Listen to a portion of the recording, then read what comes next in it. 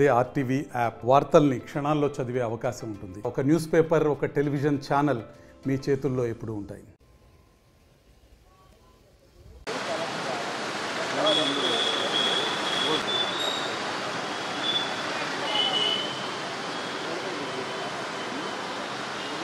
All pensions అదేవిధంగా retired persons association ఆధ్వర్యంలో కూడా ఈరోజు 4 కేటగిరీలో సుమారు 32 డిమాండ్లతో కూడా ఈరోజు నిరసన కార్యక్రమానికి అయితే శ్రీకారం చుట్టడం జరిగింది. అసలు ముఖ్యంగా రిటైర్ అయినటువంటి ఎంప్లాయీస్ ఎటువంటి డిమాండ్స్ వారు చేస్తున్నారు, అదేవిధంగా కేంద్ర రాష్ట్ర ప్రభుత్వాలకి ఎటువంటి డిమాండ్స్ వారు ముందుంచుతున్నారో కూడా వారు మాట్లాడి తెలుసుకునే ప్రయత్నం చేద్దాం. మనతో పాటు అసోసియేషన్ సభ్యులు ఉన్నారు, అసలు కడుక్కునే ప్రయత్నం చేద్దాం. సార్ చెప్పండి, ఈరోజు ముఖ్యంగా మీరు చేస్తున్నటువంటి నిరసన దేనికోసం చేస్తున్నారు? మా నిరసన ప్రధానంగా కనీసమైనటువంటి పెన్షన్ ఇవ్వాలి. ఇవాళ సామాజిక పెన్షన్ కూడా నెలకు 4,000 వృద్ధులకి పెన్షన్ ఇస్తూ ఉన్నారు. అట్లాంటిది ఈపీఎఫ్ పెన్షన్దారులకి కనీసం 4,000 పెన్షన్ కూడా లేనటువంటి దుస్థితి. 1,000 రూపాయలు, 2,000, 3,000 అట్లా ఉన్నటువంటి వాళ్ళు చాలా లక్షల సంఖ్యలో ఉన్నారు. కాబట్టి కనీసం మనిషి బతకడానికి లేకపోతే భార్యాభర్త బతకడానికి కనీసమైనటువంటి మేము 9,000 ప్లస్ డిఏ కలిపి ఆ విధంగా ఇవ్వాలి. నిజంగానే ఈ గవర్నమెంట్ కట్టేటువంటి మా యొక్క ఈపీఎఫ్ పెన్షన్ కనుక మేము బ్యాంకుల్లో దాచుకుంటే లేకపోతే పోస్ట్ ఆఫీసులో దాచుకుంటే నెలకు 15,000 వస్తుంది.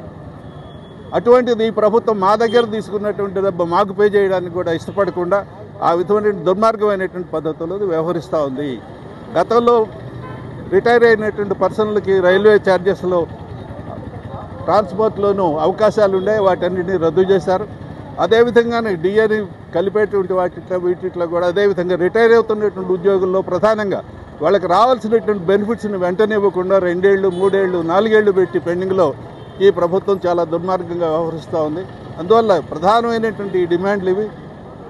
మేము ఈ కార్యక్రమం కోసమే ప్రభుత్వం యొక్క మెడలు వంచాలి అనేటువంటి ఉద్దేశంతో ఈ నిరసన కార్యక్రమాన్ని నిర్వహిస్తూ ఉన్నాం అన్నట్టు తెలియదు. గతంలో కూడా మీరు అనేక పర్యాయాలు నిరసన చేయడం జరిగింది, ప్రభుత్వం ముందు కూడా తీసుకురాడు. ముఖ్యంగా ఇప్పుడు 4 కేటగిరీలో ఇటు కేంద్ర ప్రభుత్వానికి ఇటు రాష్ట్ర ప్రభుత్వానికి సుమారు 32 డిమాండ్లు పెడుతున్నారు.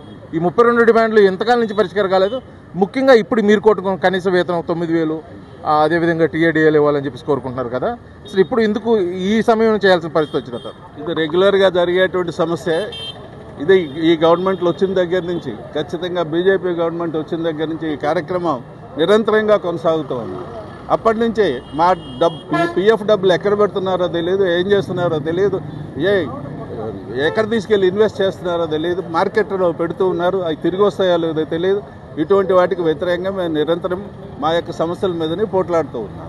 సార్, అయితే ఎన్నికల ముందు ఇప్పుడు ఉన్నటువంటి రాష్ట్ర ప్రభుత్వం కొన్ని హామీలు కూడా ఇవ్వడం జరిగింది, ఖచ్చితంగా అవి నెరవేరుస్తాను. వాటిలో కొన్ని కూడా నెరవేర్చిన పరిస్థితి అయితే కూడా కనిపిస్తుంది కదా. అలాంటిది ఇప్పుడు ముఖ్యంగా అంటే రాష్ట్ర ప్రభుత్వానికి మీరు ప్రధానంగా పెట్టబోయే డిమాండ్ ఏముంటుంది? మేము రాష్ట్ర ప్రభుత్వాన్ని ప్రధానంగా మాకు దాదాపు 35,000 కోట్ల రూపాయల బకాయిలు ఉన్నాయి.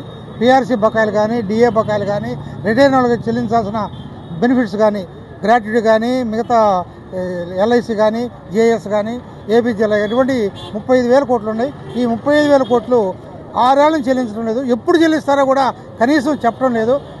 వాళ్ళు అప్పుడు అడిగి గోల్ చేసినప్పుడు కూడా 200 కోట్లు ఇచ్చాం, 300 కోట్లు ఇచ్చామని చెప్పి చెబుతున్నారు తప్పితే ఆచరణలో 1,000 కోట్లు ఇవ్వాల్సింటే వాళ్ళు 100 కోట్లు కూడా రిలీజ్ అయిన పరిస్థితి అంతా కూడా ఉంది. మేము ప్రధానమైనటువంటి రాష్ట్ర ప్రభుత్వాన్ని కోరుతుంది ప్రధానమైన డిమాండ్లు మాకు చెల్లించాల్సిన బకాయిలు, పీఆర్సీ బకాయిలు, డిఏ బకాయిలు, రిటైర్ వాళ్ళ బకాయిలు అన్నీ కూడా చెల్లించాలని. అట్నే పీఆర్సీ 5 ఏళ్ళకి ఒకసారి వేస్తారు రాష్ట్ర ప్రభుత్వము. ఇప్పుడు పీఆర్సీ 1/7/2023 అయిపోయింది, 2 ఏళ్ళు దాటిపోయింది. అయినప్పుడు కూడా ఈరోజు కూడా పీఆర్సీ కమిషన్ కూడా లేని పరిస్థితి, ఎప్పుడు రిపోర్ట్ ఇస్తారో కూడా తెలియని పరిస్థితి. వీటితో పాటు ఇంకా అనేకమైనటువంటి సమస్యలు ఉన్నాయి. వాటిలో రిటైర్ అయిన వాళ్ళకి వాళ్ళు చెల్లించారు. ఇంతకుముందు ఎవరైనా 70 ఏళ్ళు ఇస్తే వాళ్ళకి 10% ఇచ్చేవాళ్ళు. అట్నే 75 అయితే వాళ్ళకి కొద్దిగా పెంచి 12%, 15% ఇచ్చేవాళ్ళు. దాన్ని తగ్గించారు రివర్స్ పేరుతోటి, పెంచకపోగా తగ్గించడం అనేది. అటు ఇటీవల కాలంలో ఇంకా పెన్షన్ సవరణ చట్టం అని ఒక కొత్త చట్టం చేసింది. ఆ చట్టం మరి ఎంత దుర్మార్గం ఏంటంటే, ఇంతకుముందు సుప్రీంకోర్టు పెన్షన్ 30-35 ఏళ్ళు పనిచేసిన తర్వాత పెన్షన్ ఇవ్వాలి అనేది నకారా తీర్పు ఇచ్చారు. సుప్రీంకోర్టు 82లో తీర్పు ఇచ్చారు. అప్పటి నుంచి జరుగుతుంది. ఇటీవల పార్లమెంట్లో చట్టం చేసుకున్నారంటే మేము సుప్రీంకోర్టు తీర్పులు కానీ మిగతా కానీ అమలు జరపడం లేదు. దీని మీద పూర్తి అధికారాలకి రాష్ట్ర ప్రభుత్వానికి, కేంద్ర ప్రభుత్వానికి ఉందని దుర్మార్గమైనటువంటి పెన్షన్ వ్యాలిడేషన్ చట్టం అనేది చేశారు. అట్లానే ఇంకోటి కేంద్ర ప్రభుత్వ ఉద్యోగులకైతే పిఆర్సీ కమిషను 1/1/26 నుంచి ఇవ్వాలి. కానీ ఇంతవరకు కమిషనే మొన్న వేశారు. రిపోర్ట్ అంతా వచ్చి 2-3 ఏళ్ళు పట్టింది. చాలా లేట్ చేస్తుందని వీటికి నిరసనగా మేము చేస్తాం. ఇది మొత్తానికి కూడా సార్ జరుగుతున్నటువంటి చెప్పండి సార్ ఏంటి ముఖ్యంగా ఈపీఎఫ్ మిత్రులారా, ఈరోజు మేము all pensioners and retired persons association Prakasam జిల్లా కమిటీ తరఫున మేము పెన్షన్ల విత్డ్రా దినం చేస్తున్నాం. ఎందుకంటే గతంలో పిఎఫ్ పెన్షన్దారులకు పిఎఫ్ పెన్షన్ అనేది లేదు. తర్వాత 16/11/1995లో అప్పటి ఉన్నటువంటి కాంగ్రెస్ గవర్నమెంట్ ఈపీఎస్ 95 పెన్షన్ పేరుతోటి పెన్షన్ తీసుకొని రావడం జరిగింది. అదేవిధంగా ఈరోజు పెన్షన్ ఈపీఎస్ పెన్షన్దారులు 81 లక్షల మంది ఉన్నారు.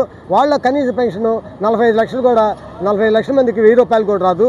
ఆ 1000 రూపాయలతోటి వాళ్ళ కుటుంబాలు ఎలా జీవించాలి, అదేవిధంగా దీనికి మెడికల్కి ఎట్లా చూపించుకోవాలి, వీటన్నిటి మీద ఉంది. బీజేపీ అధికారంలో రాబోయే ముందు 2013లో కనీస పెన్షన్ 3000 చేస్తామని చెప్పింది. కానీ ఈరోజు కూడా చేయలేదు. మేము ఎన్నో సంవత్సరాలు చెప్పి 2013 నుంచి చేస్తానన్నాం ధర్నాలు.